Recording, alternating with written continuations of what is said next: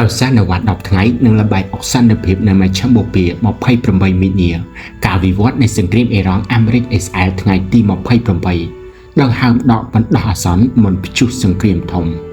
សួស្តីបងប្អូនទាំងអស់គ្នាថ្ងៃនេះថ្ងៃទី28ខែមីនាឆ្នាំ2026សង្គ្រាមដកក្តៅកគុកនៅមជ្ឈមបូព៌ាឈានចូលដល់ថ្ងៃទី29ហើយស្ថានភាពថ្ងៃនេះហាក់ដូចជាមានដង្ហើមដកបន្តិចប៉ុន្តែវាជាដង្ហើមដកដែលពោពេញទៅដោយភាពតានតឹងបំផុតពិភពលោកទាំងមូលកំពុងសម្លឹងមើលទៅកាន់ទីក្រុង Washington និងតេហេរ៉ង់ខណៈដែលលោកដូណាល់ត្រាំបានសម្រេចចិត្តបញ្ជាពេលការវាយប្រហារធំ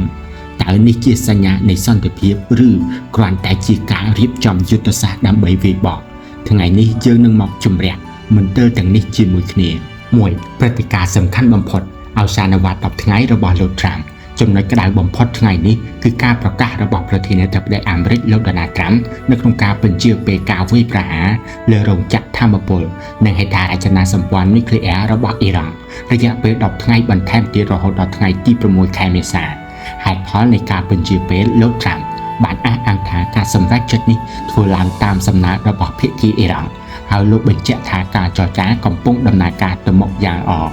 លក្ខខណ្ឌដែលខាងទោះបីជាមានការបញ្ជាពេលប៉ុន្តែអាមេរិកនៅតែរក្សាទុកលក្ខខណ្ឌដាច់ខាតអ៊ីរ៉ង់ត្រូវតែបើកច្រកសមុទ្រ Hormuz ឡើងវិញជាបន្ទាន់សម្រាប់នាវាទាំងអស់ប្រតិកម្មទីផ្សារគ្រាន់តែលើដំណឹងនេះភ្លាមតម្លៃប្រេងពិភពលោកបានធ្លាក់ចុះបន្តិចប៉ុន្តែទីផ្សារភាគហ៊ុននៅតែមានភាពរង្គោះរង្គើដោយសារអ្នកវិនិយោគនៅតែមិនទាន់ទុកចិត្តលើស្ថានភាពនេះ 100% 2ស្ថានភាពនៅច្រកសមុទ្រ Hormuz ការបិទគប់និងការភ័យខ្លាចទោះបីជាមានការចរចាប៉ុន្តែនៅសមរភូមិសមុទ្រភាពតានតឹងនៅតែខ្ពស់ការបិទច្រកសមុទ្រកងឆ្មាំបដិវត្តន៍អ៊ីរ៉ង់ IRGC នៅតែបន្តគ្រប់គ្រងច្រកសមុទ្រ Hormuz យ៉ាងតឹងរ៉ឹងនាវាដឹកប្រេងជាង150គ្រឿងកំពុងបោះយុទ្ធការនៅខាងក្រៅច្រកសមុទ្រដោយមិនហ៊ានឆ្លងកាត់ព្រោះខ្លាចការវាយប្រហារបញ្ហានៅវាចិនអ្វីដែលគួរឲ្យចាប់អារម្មណ៍នៅថ្ងៃនេះគឺនាវាដឹកជញ្ជូនរបស់ចិនបានសម្រេចចិត្តផ្អាកការឆ្លងកាត់ទោះបីជាអ៊ីរ៉ង់បានផ្ដល់ធានាសុវត្ថិភាពដល់ប្រទេសជាមិត្តក៏ដោយនេះបង្ហាញថាសូម្បីតែមិត្តជិតស្និទ្ធរបស់អ៊ីរ៉ង់ក៏មិនហ៊ានប្រថុយប្រថាននឹងគ្រាប់មីស៊ីលដែរផលប៉ះពាល់សកលការបិទច្រកសមុទ្រនេះធ្វើឲ្យចរាចរណ៍នាវាដឹកជញ្ជូនធ្លាក់ចុះដល់ទៅ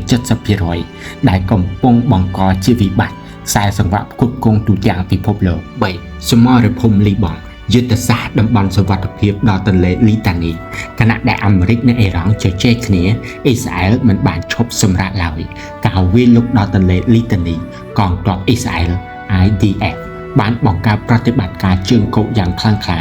នៅភាគខាងត្បូងលីបង់គោលដៅចម្បងគឺកំទេចរាល់ស្ពាននិងផ្លូវឆ្លងកាត់ទន្លេលីតានីដើម្បីផ្ដាច់ផ្លូវផ្គត់ផ្គង់របស់ក្រុម Hezbollah ការបង្កើតព្រំដែនថ្មីរដ្ឋមន្ត្រីហិរញ្ញវត្ថុអ៊ីស្រាអែលលោក Smotrich បានលើកឡើងថាទន្លេលីតានីគួរតែព្រំដែនថ្មីរបស់អ៊ីស្រាអែលដើម្បីធានាសុវត្ថិភាពយូរអង្វែងវិបត្តិមនុស្សធម៌ការវាយប្រហារនេះបានបង្ខំឲ្យប្រជាជនលីបង់រាប់ម៉ឺននាក់ត្រូវភៀសខ្លួនចេញពីផ្ទះសម្បែងបង្កជាវិបត្តិជនភៀសខ្លួនយ៉ាងធ្ងន់ធ្ងរ4តើនេះជាសន្តិភាពពិតឬល្បិចបញ្ជាពេលអ្នកជំនាញភូមិសាស្ត្រនយោបាយបានលើកនៅចំណុចគួរឲ្យគិតចំនួន2មួយយុទ្ធសាស្ត្ររបស់លោកត្រាំការបញ្ជាពេល10ថ្ងៃអាចផ្ដល់ឱកាសចុងក្រោយឲ្យអ៊ីរ៉ង់ចុះចាញ់ដោយសន្តិវិធីឬក៏ជាការទុកពេលឲ្យកងទ័ពអាមេរិកនិងសម្ព័ន្ធមិត្តរៀបចំកម្លាំងឲ្យពេញលេញមុននឹងបើកការវាយប្រហារទ្រង់ទ្រាយធំដែលមិនធ្លាប់មាន2ចំហរបស់អ៊ី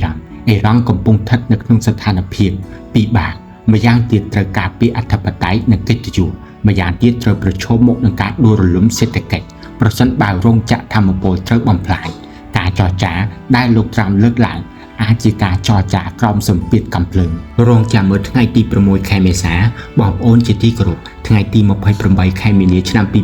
2026គឺជាថ្ងៃដែលពិភពលោកទទួលបានសន្តិភាពបណ្ដោះអាសន្នប៉ុន្តែវាជាសន្តិភាពដែលផុយស្រួយបំផុតអវសានវត្ត10ថ្ងៃរបស់លោកត្រាំនឹងផុតកំណត់នៅថ្ងៃទី6ខែមេសាខាងមុខនេះ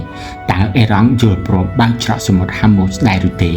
តែការចរចានឹងទទួលបានលទ្ធផលជាផ្លែផ្កាឬក៏ជាផ្សែងសង្គ្រាមកាន់តែខ្មៅងងឹតជាងមុន